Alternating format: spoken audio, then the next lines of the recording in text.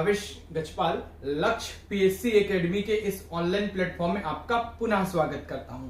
तो आज से हमारा नया टॉपिक चालू होने वाला है छत्तीसगढ़ में। तो छत्तीसगढ़ का ये लेक्चर नंबर 19 होगा, जिसमें आज हम छत्तीसगढ़ में खनिज को देखने वाले हैं। तो खनिज के वीडियो 3 पार्ट में बनेंगे क्योंकि बहुत बड़ा टॉपिक है, और मैप वाइज देखते जाएंगे कि छत्तीसगढ़ में कौन कौन से खनिज किस किस क्षेत्र में पाए जाते हैं। वीडियो में अंत तक बने रहें। आप आई होप आपको ये वीडियो पूरा पसंद आएगा। सबसे पहले थोड़े हम आंकड़ों को देख लेते हैं। आंकड़ों को क्यों? ताकि हमको कुछ समझ आ सके कि अखिल भारत के कुल उत्पादन मूल्य में छत्तीसगढ़ राज्य के खनिज उत्पादन मूल्य का योगदान का प्रतिशत। ठीक है, मतलब पूरे भारत में जितना खनिज का उत्पादन होता है, उतने जितने मूल्य का खनिज उत्पादन होता है, तो छत्तीसगढ़ में उसका योगदान कितना है उसके मूल्यों में। तो हमेशा आंकड़ा 2 साल 3 साल पुराना रहता है इसमें का। तो लेटेस्ट जो आंकड़ा है वो 2018-19 का है। 20-21 के आर्थिक सर्वेक्षण में आप 18-19 का आंकड़ा देखेंगे, 19-20 के आर्थिक सर्वेक्षण में आप 17-18 का आंकड़ा देखेंगे, ये वाला मूल्य वाला, क्योंकि मूल्य 2 साल पुराना ही हमको पढ़ना पड़ता है। तो उत्पादन मूल्य के योगदान का जो प्रतिशत है 2018-19 में वो 15.11% रहा है। 15.33, 15.11, किन 2 वर्षों में कम रहा है तो 8.22 करके आपको बहुत बार प्रश्न पूछ चुका है पहले ही लाइन से। तो इसके जो पूर्ण डिटेल है ना आंकड़ों के, वो आपको आर्थिक सर्वेक्षण में मिलेंगे। जब आंकड़ों से संबंधित प्रश्न आते हैं ना, तो आपको इकोनॉमिक सर्वे पढ़ना है। तो जब आंकड़े आपको पढ़ना है तो मैं इकोनॉमिक सर्वे वाले में पूरा पढ़ा चुका हूं, इसमें केवल ऊपर से आपको बताऊंगा। और इसमें हम थ्योरी पोर्शन को कवर करेंगे। कौन से पोर्शन को? थ्योरी पोर्शन को कवर करेंगे। जैसे कि छत्तीसगढ़ राज्य का लगभग 27% राजस्व खनिजों के दोहन से खनिज राजस्व के रूप में प्राप्त होता है। कितना? 27% राजस्व प्राप्त होता है खनिजों के दोहन से हमको। ठीक है, कुल राजस्व का। और खनन उत्खनन क्षेत्र का सकल राज्य घरेलू उत्पाद, जिसे हम जीएसडीपी बोलते हैं, ग्रॉस स्टेट डोमेस्टिक प्रोडक्ट में, ठीक है, वृद्धि का प्रतिशत, मतलब पिछले वर्ष की तुलना में 19-20 की तुलना में 20-21 में कितनी वृद्धि हुई है। ए फॉर अग्रिम अनुमान, जहां पर ए लिखा होता है ना वो अग्रिम अनुमान होता है। इस बार हमने अनुमान लगाया है नया। स्थिर भाव क्या है भाई? ये वो भाव है जिसके सापेक्ष हम इसकी तुलना करते हैं 2011-12 के समय के हिसाब से। तो कितना प्रतिशत रहा है?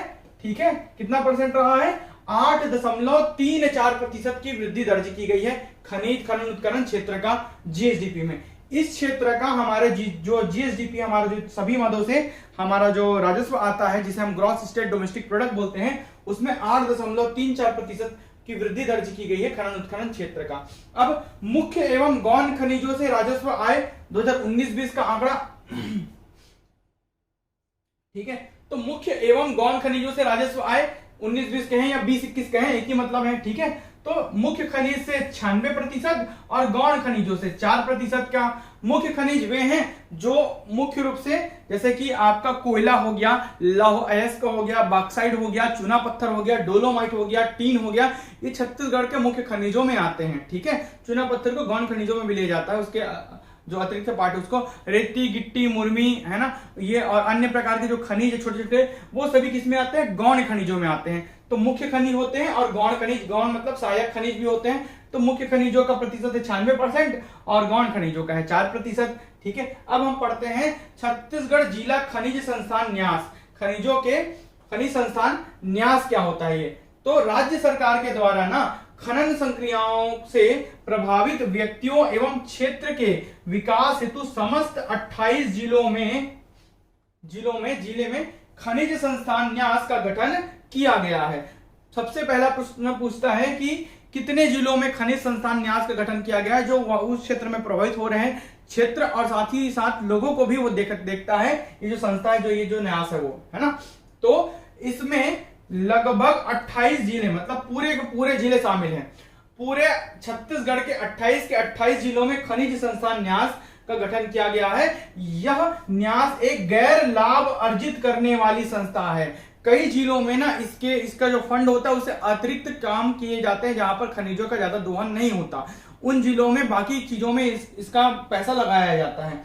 ठीक है, खनन प्रभावित क्षेत्र एवं व्यक्तियों के विकास के लिए छत्तीसगढ़ जिला खनिज संस्थान न्यास नियम 2015 लागू किया गया है, जो 12 जनवरी 2015 से प्रभावशील है। ये जिसका गठन कब से हुआ है? 12 जनवरी 2015 से प्रभावशील है। न्यास को शासी परिषद में कलेक्ट्रेट जो होता है, न्यास की शासी परिषद जो होती है ना, की है यहाँ पर न्यास की शासी परिषद में कलेक्टर जो है पदेन अध्यक्ष होता है। ये कलेक्टर की अध्यक्षता में ये न्यास चलती है, और इसी से बहुत जगह फ्री कोचिंग वगैरह आजकल जो चलते हैं, ठीक है, सभी इन्हीं के पैसों से चलते हैं। ठीक है, चलिए अब आगे बात करते हैं।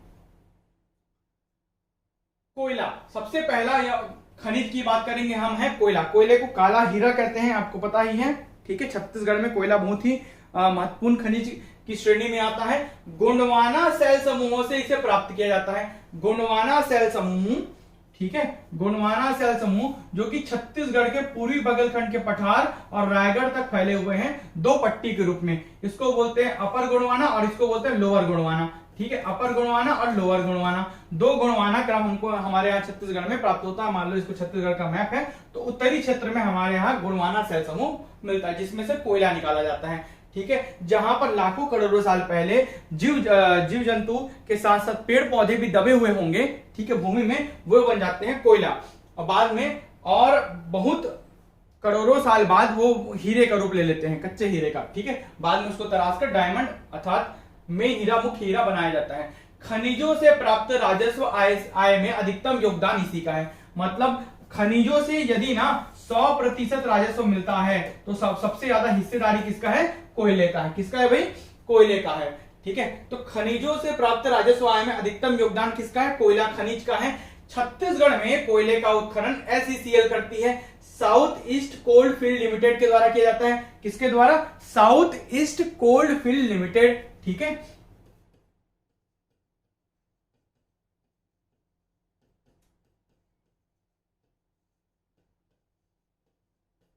LTD लिमिटेड, तो इसके द्वारा किया जाता है। दक्षिण पूर्व कोयला क्षेत्र के द्वारा किया जाता है, जिसका मुख्यालय है बिलासपुर। कहां है? बिलासपुर, क्योंकि ऊपरी क्षेत्र में, उत्तरी क्षेत्र में ही ज्यादा आपको कोयला खनिज देखने मिलेगा, इसलिए हेडक्वार्टर कहां है? बिलासपुर।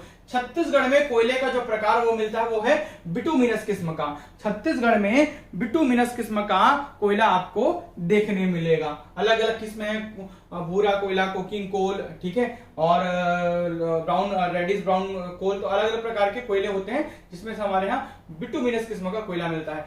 अखिल भारतीय स्तर पर कोयला खनिज के भंडारण एवं उत्पादन का प्रतिशत और स्थान।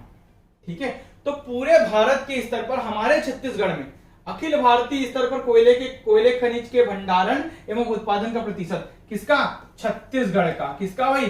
छत्तीसगढ़ का। तो छत्तीसगढ़ का जो भंडारण का प्रतिशत है वह 17.93%। भंडारण बहुत कम बदलता है, चेंज नहीं होते भंडारण के आंकड़े। उत्पादन के आंकड़े चेंज होते हैं हर साल, और भंडारण में हमारा तीसरा स्थान रहा। रैंकिंग कभी कभी बदल जाता है। ठीक है, उत्पादन का प्रतिशत छत्तीसगढ़ का जो रहा है अखिल भारतीय स्तर पर, मतलब भारत के सापेक्ष छत्तीसगढ़ की तुलना की जा रही है कि भारत में अगर 100% कोयले का उत्पादन हो रहा है तो उसमें से छत्तीसगढ़ कितना योगदान दे रहा है। तो छत्तीसगढ़ का जो योगदान है वो 21.04% है उत्पादन का प्रतिशत, और ये प्रथम स्थान पर है। ठीक है, स्थान और उत्पादन। अब हम देखते हैं कोयला क्षेत्रों के बारे में। सबसे पहले कोरबा जिले की ओर चलते हैं, जहां पर हमको देखने मिलेगा दिपका, गेवरा, कुसमुंडा माइंस, बहुत ही फेमस है कुसमुंडा, गेवरा, दिपका माइंस। इसके अलावा मुकुंद घाट कोयला क्षेत्र, मानिकपुर, हसदेव अरंड के कुछ भाग आपको यहाँ पर देखने मिलते हैं। कहां? कोरबा जिले में। इसके अलावा छत्तीसगढ़ की जो है ना सबसे बड़ी भूमिकृत मशीनीकृत कोयला खदान जो है वो कोरबा जिले में है। कहां है? कोरबा जिले में। छत्तीसगढ़ की सबसे बड़ी भूमिकृत मशीनीकृत कोयला खदान, प्रश्न आ चुका है, स्टार बना देता हूं मैं। ठीक है, हसदेव रामपुर कोयला क्षेत्र बिलासपुर से सरगुजा तक विस्तृत है। आपको सभी को बार बार मैं मैप में दिखाऊंगा। ठीक है, जो हसदेव रामपुर कोयला क्षेत्र है वो पूरे यहां से लेकर आपका सरगुजा तक विस्तृत है। ये पट्टी जो आपको दिख रही है ये हसदेव रामपुर का कोयला क्षेत्र है। हसदेव रामपुर कोयला क्षेत्र, ये जो काला वाला पट्टी दिख रहा है, और ये मांड नदी घाटी कोयला क्षेत्र है। ये दोनों नवीन कोयला क्षेत्र हैं। इसका प्रश्न भी आ चुका है कि नवीन कोयला क्षेत्र कौन कौन से हैं। तो मांड नदी घाटी कोयला क्षेत्र जो जांजगीर चांपा रायगढ़ जांजगीर चांपा रायगढ़ जिले से लगा हुआ है, और ये पूरा बिलासपुर से लेकर पट्टी आपका जाता है कोरबा होते हुए कहां तक? सरगुजा तक जाता है। हसदेव रामपुर क्षेत्र बोलते हैं। ठीक है, चलिए अब बात करते हैं आगे। हसदेव घाटी कोयला खानों के लिए प्रसिद्ध है, आपको पता ही है। हसदेव अरण्य क्षेत्र जो कि कोरिया, कोरबा और सूरजपुर के कुछ भागों में विस्तृत है। तो हसदेव अरण्य क्षेत्र कोरबा, कोरिया और सूरजपुर के क्षेत्र को हसदेव अरण्य क्षेत्र कहेंगे हम, ठीक है। इस कुछ भाग को हसदेव अरण्य क्षेत्र के नाम से जाना जाएगा। मिटा देता हूं, है ना। चलिए अब इसी मैप में देख लेते हैं अन्य जिलों के जो कोयले क्षेत्र। सबसे पहले हमने देखा डिपका, गेवरा, कुसमुंडा जो माइंस है वो कहाँ है, कोरबा में है। सबसे बड़ी मशीनीकृत कोयला खदान यहाँ यही है, कोरबा जिले में। हसदो रामपुर क्षेत्र जो आपको ये काली पट्टी दिख रही है पूरे बिलासपुर से लेकर यहाँ तक, और यह मांड नदी घाटी कोयला क्षेत्र आपको नया देखने मिल रहा है। अगर हम बात करें रायगढ़ जिले की, तो रायगढ़ जिले में जो कोयला क्षेत्र आपको देखने मिलेंगे वो है धर्मजयगढ़। कौन सा भाई, धर्मजयगढ़। धर्मजयगढ़ के अलावा है गोरपलमा, इसके अलावा घरघोड़ा, छाल और खरसिया रायगढ़। ये सभी रायगढ़ जिले के कोयला क्षेत्र हैं। इसके अलावा यदि हम बात करें कोरिया जिले की, तो सेंदुरगढ़ जो कि देखिए पूर्वी क्षेत्र में, आप पश्चिमी क्षेत्र में आपको दिख रहा है। सोनहत कोरिया बहुत ही फेमस जगह है। चर्चा, चिरमिरी, झिलमिली और झगराखंड कोयला क्षेत्र बहुत ही फेमस है, याद रखिएगा। और इसी पर आपको देखने मिलेगी कुरसिया पहाड़ी क्षेत्र। ये जो पहाड़ी है यह कुरसिया की पहाड़ी, मैंने जब प्राकृतिक विभाजन पढ़ाया था तो वहां पर आपको बताया है, कुरसिया की पहाड़ी भी कोयला क्षेत्र है, ठीक है। इसके अलावा सूरजपुर जिले में रामकोला और विश्रामपुर जो है वो कोयला क्षेत्र के अंतर्गत आते हैं। सरगुजा जिले में लखनपुर, गोटान, बिरजूपाली, सोडिया, पांचबिहनी, ठीक है, ये सभी कोयला क्षेत्र प्रमुख हैं। गोटान, बिरजूपाली, लखनपुर, सोडिया, पांचबिहनी। याद कैसे होगा, बार बार रटने से याद होगा, बार बार पढ़ने से याद होगा, बार बार पढ़ते जाइए, मैप को देखते जाइए, आपको ऐसे याद हो जाएगा सब चीजें। इसके अलावा है तारा, तातापानी, शंकरगढ़, ये आपके बलरामपुर जिले के कोयला क्षेत्र है। कौन से जिले के, बलरामपुर जिले के। बलरामपुर जिला, रायगढ़ जिला, सरगुजा जिला, सूरजपुर जिला, कोरिया जिला और कोरबा जिला, ये सभी ऊपरी पट्टी और ये निचले पट्टी के क्या है, गोंडवाना सेल समूह के क्षेत्र हैं। बात करते हैं अब आगे। तो ये वही चीजों को, वही जगहों को यहाँ पर विशेष रूप से मैं क्या कर दिया हूं, लिख दिया हूं। इसमें से कुछ चीजें आपको जाननी है, जैसे कि ये बिंदु जानना है कि रायगढ़ जिले का जो मांड घाटी क्षेत्र है, मांड नदी घाटी क्षेत्र, जहां से मांड नदी जो मैन पार्ट से निकलती है, ठीक है, और अब घाटी बनाते हुए मैन पार्ट के पठार से निकलते हुए घाटी बनाते हुए मां नदी में जाकर मिल जाती है, तो इसे बोलते हैं मांड नदी घाटी क्षेत्र, ठीक है। ये नवीन कोयला क्षेत्र है, रायगढ़ में स्थित है और छत्तीसगढ़ का सबसे बड़ा कोयला क्षेत्र है, नवीन कोयला क्षेत्र ये, ठीक है। यहाँ पर कोयले के भंडार बहुत ज्यादा है। इसके अलावा क्या है भाई, छत्तीसगढ़ में अर्ध कोकिंग कोयला जो है वो सोनहत कोरिया से प्राप्त होता है। कहां से, सोनहत कोरिया से, इसको याद रखेंगे। अर्ध कोकिंग कोल जो है वो सोनहत कोरिया से मिलता है, ठीक है। ये आपके विशेष जो बिंदु थे वो मैंने इसमें बता दिए हैं। इसके अलावा हम अन्य बिंदुओं को देख लेते हैं। CMDC, Chhattisgarh mineral development corporation limited, तो इसको कोयला मंत्रालय के द्वारा, कोयला मंत्रालय जो भारत सरकार की है और ये छत्तीसगढ़ की है, ठीक है। सीएमडीसी, एनएमडीसी नेशनल है, सीएमडीसी छत्तीसगढ़ की है।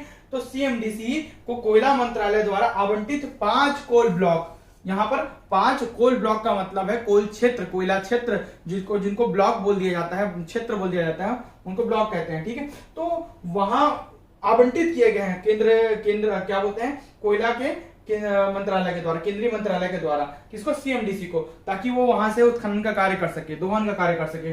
तो उसमें से है सोडिया, सोडिया जो है सरगुजा जिले में है, याद रखिएगा, सोडिया जो क्षेत्र है। इसके अलावा दूसरा शंकरगढ़, बलरामपुर, बलरामपुर जिले का शंकरगढ़। तारा, बलरामपुर, बलरामपुर जिले का तारा। और गोरपलमा रायगढ़ जिले का। और चोरीपाड़ा, ठीक है, चोरीपाड़ा, तो चोरीपाड़ा जो है वो है आपका ओडिशा, ओडिशा जो छत्तीसगढ़ से लगा हुआ क्षेत्र है उसका चोरीपाड़ा। तो ये 5 जो है वो कोल ब्लॉक सीएमडीसी को कोयला मंत्रालय के द्वारा आवंटित किए गए हैं ताकि वे यहां जाकर उत्खनन का कार्य कर सकें। अब हम बढ़ते हैं आगे। अगला जो हमारा खनिज है, दूसरा प्रमुख खनिज छत्तीसगढ़ का, वो है लौह अयस्क, जिससे लोहे की प्राप्ति की जाती है, ठीक है। लौह अयस्क, धारवाड़ क्रम के चट्टानों से लौह अयस्क की प्राप्ति होती है छत्तीसगढ़ में। किसमें, छत्तीसगढ़ में लौह अयस्क की प्राप्ति। धारदार लोहा, आपको याद करने का कोडिंग बताया था, गोंडवाना से कोयला, ठीक है, और धारदार लोहा, तो धारवाड़ से लोहा। लौह अयस्क के प्रकार जो मिलते हैं मुख्य रूप से वो हेमेटाइट है, मैग्नेटाइट, ठीक है, हेमेटाइट, मैग्नेटाइट, लिमोनाइट, सीडेराइट, ये 4 प्रमुख प्रकार हैं। ठीक है, हेमेटाइट, मैग्नेटाइट, लिमोनाइट, सीडेराइट, 4 प्रमुख प्रकार के यहाँ लोहा अयस्क मिलते हैं। खनिज राजस्व आय में योगदान जो रहा है वो प्रदेश में लोहे का दूसरा सर्वाधिक योगदान रहा है। किसके बाद? कोयले के बाद सर्वाधिक योगदान। राजस्व मतलब हमारे जो सरकारी खजाने में जो अर्निंग होती है उसके लिए बात कर रहा है। तो प्रदेश में लोहे का स्थान दूसरा रहा है। ठीक है, खनिजों में लोहा सर्वाधिक रॉयल्टी मूल्य की धातु है, दूसरे में कोयला है। लोहा सर्वाधिक रॉयल्टी मूल्य की धातु है, लेकिन खनिज राजस्व में इसका योगदान दूसरे नंबर पे है। ठीक है, चलिए रॉयल्टी वाला जो आंकड़ा है वो मैंने इकोनॉमिक सर्वे में पढ़ा है, उसे जाकर जरूर देखें। अखिल भारतीय स्तर पर, ठीक है, लौह अयस्क खनिज के भंडारण एवं उत्पादन का प्रतिशत किसका? छत्तीसगढ़ का। किसका पढ़ रहे हैं हम? छत्तीसगढ़ का। तो छत्तीसगढ़ का भंडारण एवं उत्पादन का प्रतिशत, साथ ही स्थान पढ़ेंगे पूरे भारत के स्तर पर। तो पूरे भारत में यदि 100% किसी चीज का भंडारण उत्पादन होता है उसमें छत्तीसगढ़ का कितना योगदान है? तो भंडारण में जो है प्रतिशत है वो 22% है। ये ज्यादा आंकड़े चेंज नहीं होते। हम भंडारण में तीसरे स्थान पर हैं, जबकि उत्पादन का प्रतिशत बदलता है, जिसमें 14.08% के साथ द्वितीय स्थान पर है। ये आंकड़े याद रखिएगा, इसमें से प्रश्न देता ही है। अब देखते हैं खनिज राजस्व आय मूल्य में योगदान। मतलब खनिज राजस्व जो होता है अखिल भारतीय स्तर पर, मान लो अखिल भारतीय स्तर पर 100% खनिज राजस्व मिल रहा है, तो उसमें हमारा जो छत्तीसगढ़ है उसका कौन सा खनिज? लौह खनिज, लौह अयस्क खनिज का कितना योगदान रहा है? तो कितना योगदान रहा है पूरे भारत के स्तर पर? 19.90% का योगदान रहा है। तो यहाँ लौह अयस्क का उत्खनन कौन करती है? एनएमडीसी। एनएमडीसी मतलब national mineral development corporation. National mineral development corporation के द्वारा यहाँ पर किया जाता है। राष्ट्रीय खनिज विकास निगम, जिसका उप मुख्यालय दंतेवाड़ा में है। मुख्यालय कहाँ है? हैदराबाद में। इसका मुख्यालय है हैदराबाद और उप मुख्यालय हमारे यहाँ दंतेवाड़ा में है। ठीक है, जहां बहुत सारे माइंस हैं। छत्तीसगढ़ में जो बैलाडीला क्षेत्र है, जहां से लौह अयस्क की प्राप्ति की जाती है, धारवाड़ क्रम की वहां चट्टानें पाई जाती हैं। तो छत्तीसगढ़ के बैलाडीला में कुल 14 निक्षेप हैं। कितने निक्षेप? 14 निक्षेप, 14 भंडार क्षेत्र हैं। ठीक है, चलिए अब बात करते हैं एनएमडीसी की। तो एनएमडीसी को भारत सरकार द्वारा आवंटित 4 लौह अयस्क निक्षेप, मतलब मुख्य रूप से जो भारत सरकार इस एनएमडीसी को बोली है कि इस प्रमुख रूप से लौह अयस्क के 4 निक्षेप पर आप काम करेंगे, वो कौन कौन से हैं? आरी डोंगरी, कांकेर, कवर्धा, कबीरधाम जिले का कवर्धा क्षेत्र, बैलाडीला लौह अयस्क निक्षेप क्रमांक 4। तो बैलाडीला है, बैलाडीला लिखा गया है। बैलाडीला लौह अयस्क निक्षेप क्षेत्र क्रमांक 4 दंतेवाड़ा में निक्षेप का क्रमांक दे दिया गया है। ठीक है, और बैलाडीला लौह अयस्क निक्षेप क्रमांक 13, 4, 13 दोनों दंतेवाड़ा में, कवर्धा और आरी डोंगरी जो कांकेर का है। ये 4 लौह अयस्क के निक्षेप एनएमडीसी को केंद्र सरकार द्वारा दिए गए हैं। अब बात करते हैं आगे मैप में। ये आपका है दंतेवाड़ा जिला, जिसके प्रमुख क्षेत्र हैं, जिसमें प्रमुख माइंस है किरंदुल, बैलाडीला, बचेली आपको माइंस देखने मिल रहे हैं। धारवाड़ जो सेल समूह यहां मिलता है, ये पूरा पट्टी धारवाड़ सेल समूह का है, और कुछ इधर वाले, ठीक है, उड़ीसा से लगे हुए, ये पूरा पट्टी आपका धारवाड़ सेल समूह का छत्तीसगढ़ के मैप का निचला हिस्सा है, दक्षिणी हिस्सा है। ठीक है, ये महासमुंद जिला, ये आपका कवर्धा कबीरधाम जिला, और यहां से लेकर सुकमा जिले तक, वहां से लेकर यहां तक आपको मुख्य रूप से बिखरे हुए क्या मिलेंगे? धारवाड़ सेल समूह मिलेंगे। अब हम बात करते हैं प्रमुख रूप से क्षेत्रों के बारे में। तो जो क्षेत्र है लौह अयस्क क्षेत्र, वो है दंतेवाड़ा में किरंदुल जो आप माइंस है किरंदुल में, ठीक है, और इसके अलावा आपका देखने मिलेगा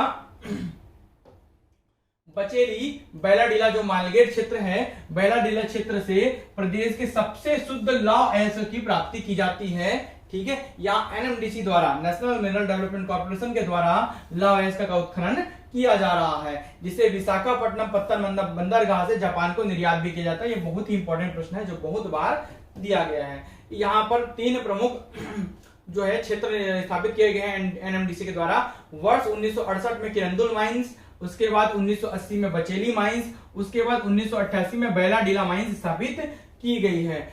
बैलाडीला सबसे शुद्ध लौह अयस्क है, जिसमें मतलब प्राप्ति की जाती है बैलाडीला के निक्षेप से, जिसमें कुल 14 निक्षेप हैं। कितने निक्षेप हैं? 14 भंडार क्षेत्र हैं। ठीक है, बैलाडीला भारत का सबसे बड़ा मशीनीकृत खान है लोहे का। तो लोहे का सबसे बड़ा मशीनीकृत खान जो है वो बैलाडीला है। इसके अलावा बालोद जिला में आप देखेंगे, देखिए मैं धीरे धीरे आपको मैप में शो कर देता हूं, ज्यादा सही रहेगा। ठीक है, तो हम जैसे ही जाएंगे नारायणपुर जिला में तो यहाँ पर छोटे डोंगर की पहाड़ी क्षेत्र दिख रहा है। इधर छोटे डोंगर और कोंडा गांव में बड़े डोंगर की पहाड़ी। तो छोटे डोंगर जो पहाड़ी क्षेत्र है वो आपका लौह अयस्क के भंडार क्षेत्र है। थोड़ा सा ऊपर जाएंगे कांकेर और नारायणपुर के बॉर्डर पे तो आपको मिलेगा रावाघाट क्षेत्र, जो कि एक नवीन लौह अयस्क क्षेत्र है। कौन सा? रावाघाट, जहां से वर्तमान में उत्खनन किया जा रहा है। इसके अलावा हाहालद्दी, मेटा बोदली, भानु प्रतापपुर, आरी डोंगरी की जो पहाड़ी है, चरामा जो क्षेत्र है, ये सभी कांकेर जिले के क्षेत्र है जो लौह अयस्क के क्षेत्र हैं। इसके अलावा बालोद जिले का दल्ली राजरा, डंडी लोहारा, पहले ना बीएसपी को, भिलाई स्टील प्लांट को, ठीक है, बीएसपी जो भिलाई में है, ठीक है, इसको लोहा जो है दल्ली राजरा से जाता था, वर्तमान में रावाघाट से उत्खनन करके दिया जा रहा है। अभी है ना जो रेल की नई पट्टियां बनी यहां से यहां और यहां से जगदलपुर के लिए, रावाघाट से जगदलपुर के लिए जो नई पट्टी बिछाई जा रही है ताकि यहाँ पर खनिजों को आसानी से ट्रांसपोर्ट किया जा सके। इसके अलावा जो राजनांदगांव जिले में है वो है बोरिया टिब्बू। बोरिया टिब्बू बहुत बार पूछता है। बोरिया टिब्बू क्षेत्र, नचनिया क्षेत्र, खारा क्षेत्र, ये सभी राजनांदगांव जिले के क्षेत्र हैं। गरियाबंद जिले का महुआ बहल क्षेत्र और सरगुन भाटा, इसको पूछा था। महासमुंद जिले में जो लोहा क्षेत्र है वो कौन सा है? सरगुन भाटा है। और कवर्धा जिले का तो देता ही है, एक लामा, चेलिक लामा, ठीक है, इस टाइप के जो लामा वाले जब क्षेत्र आएंगे तो फट से आप याद रखेंगे कि ये लौह अयस्क के क्षेत्र हैं और ये कवर्धा जिले से अर्थात कबीरधाम जिले से संबंधित हैं। ठीक है, तो यही सब चीजों को थ्योरी के रूप में यहाँ पर की डिटेल जो है, चिल्फी घाटी क्षेत्र, सिघारी क्षेत्र, ये सभी कबीरधाम जिले के हैं। बाकी को आप इससे पढ़ सकते हैं। ठीक है, वीडियो आपको कैसा लगा जरूर बताएं, वीडियो को लाइक करें और वीडियो में अंत तक बने रहने के लिए बहुत बहुत धन्यवाद।